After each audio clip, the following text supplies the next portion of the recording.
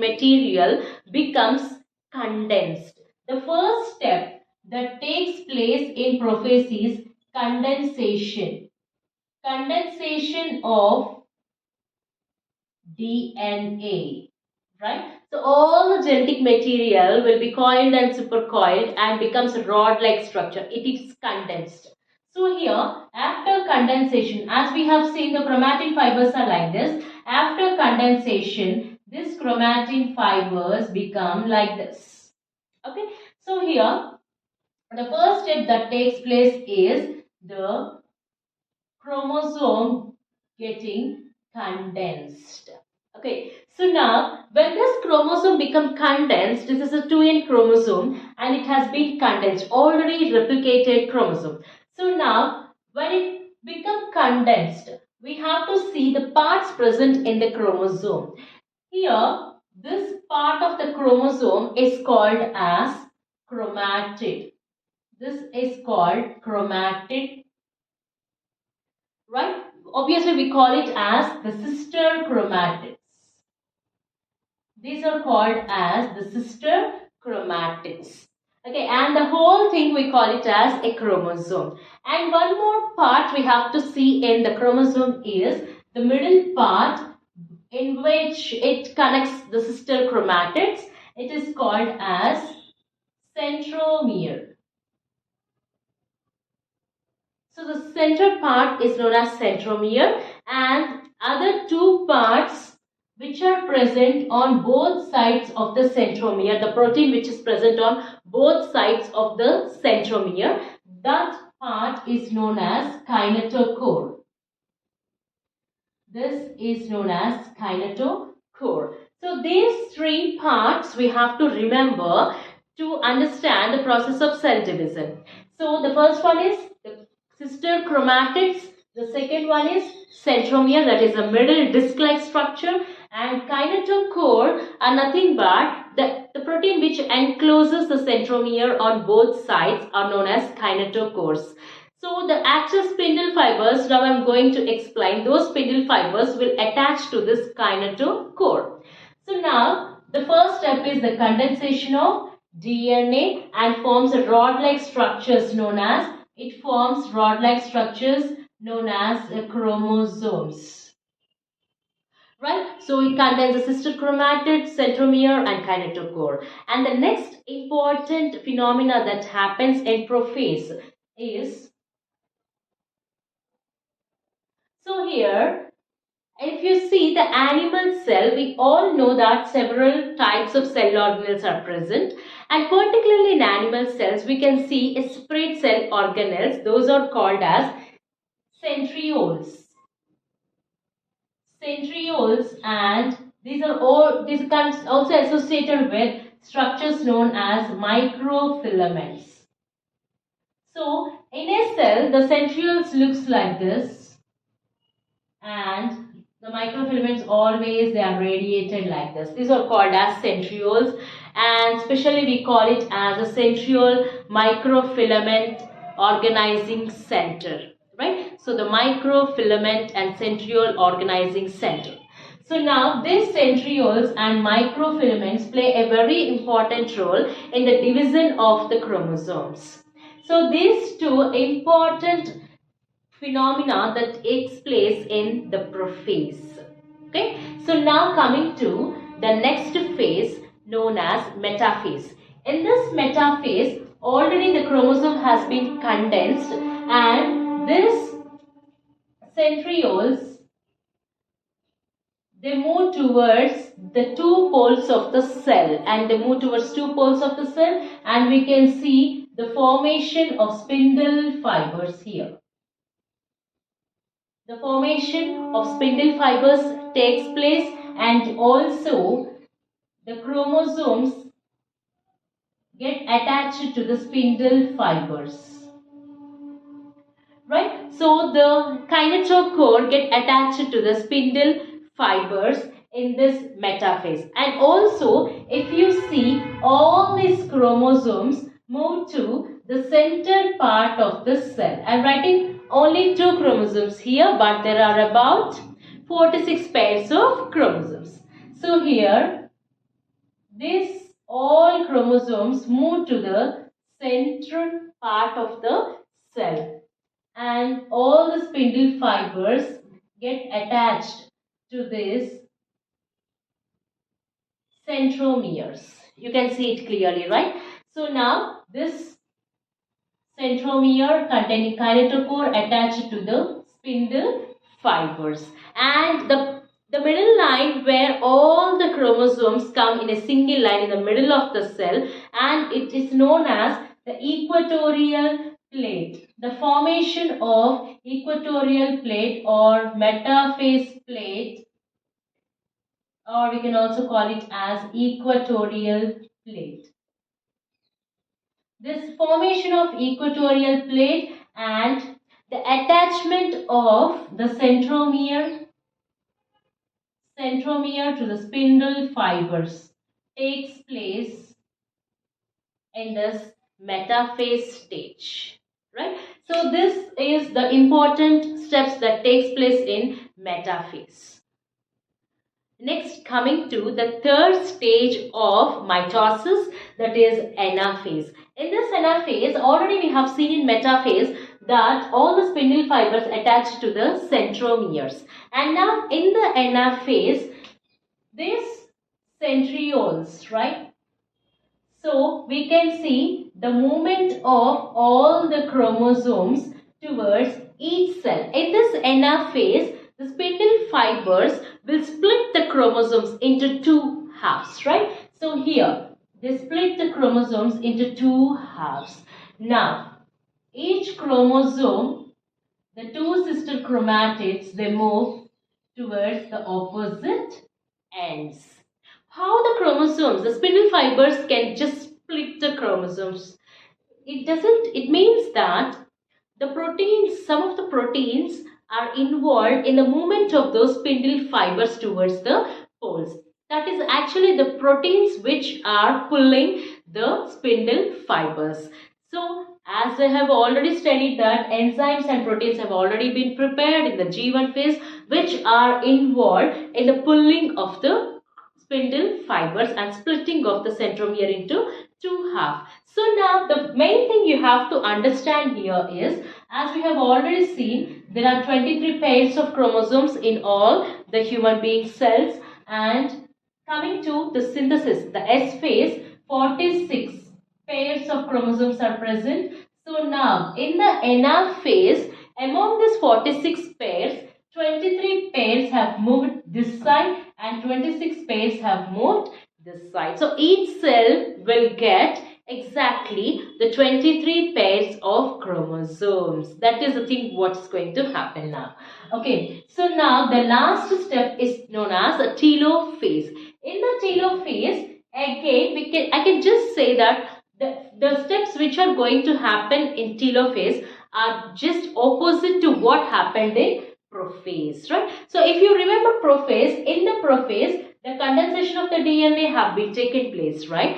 So now here, after getting the 23 pairs of chromosomes on both sides of the cell, now clearly if you see here in the prophase, the main step in the prophase is the nuclear membrane. The nuclear membrane disappears. The disappearance of nuclear membrane takes place. Right? So here the third step, the very, very important step that takes place in prophase is the nuclear membrane disappears. The phospholipids which form the nuclear envelope will phosphorylate and all the nuclear membrane dissolves. Why? Because if this centromere, the 23 pairs of chromosomes, if they want to split, then the nuclear membrane should not obstruct the movement of the chromosomes. So there should be no nuclear membrane. That's why the nuclear membrane will disappear in the prophase. Here in the telophase, if you see, after getting the 23 pairs on both the sides, now again the nuclear membrane which have been disappeared in the prophase. Again, the nuclear membrane will reappear in telophase. So here you can see the reappearance of nuclear membrane, and also as in the prophase you have seen the condensation of DNA.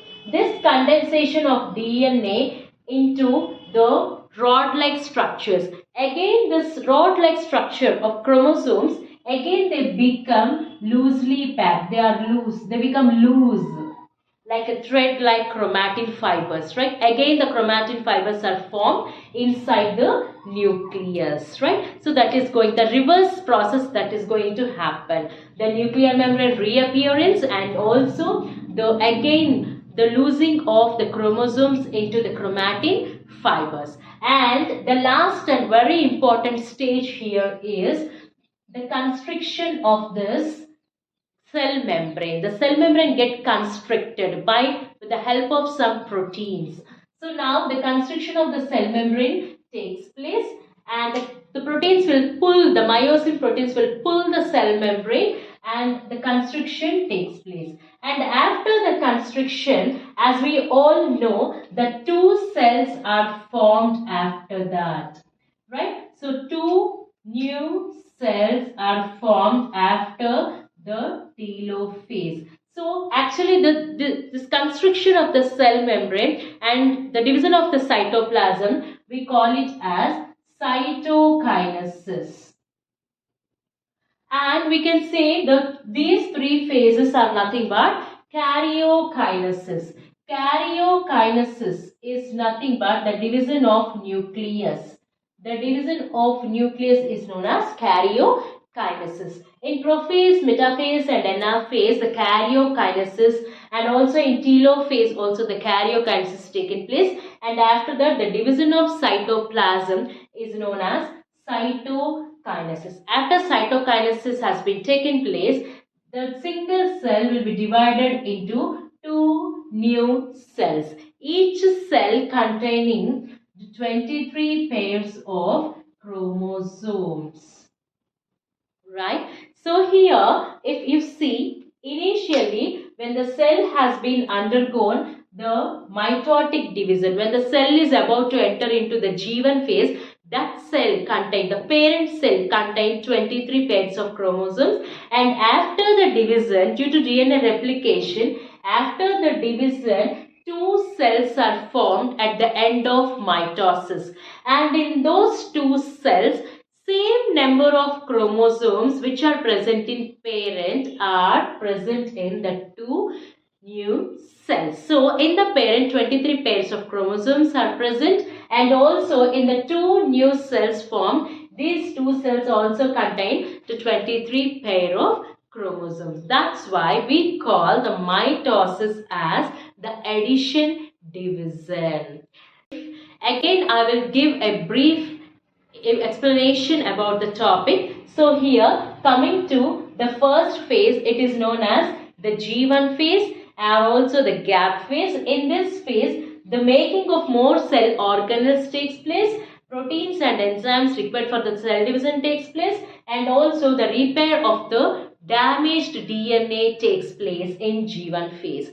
And the next one is S phase, the synthesis phase. In this phase, the DNA replication takes place and the help of DNA polymerase enzyme. That's why it is called as the synthesis phase. And coming to the next phase known as the G2 phase. In this G2 phase, the increase in the cell size takes place and the increase in the cytoplasm also takes place.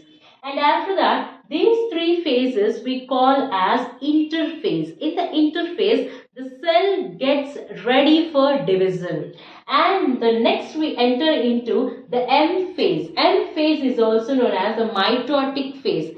In this mitotic phase, if we take a prophase, in the prophase, initially the condensation of DNA takes place. The chromatin fibers, which are loosely arranged in the nucleus, become rod-like structures.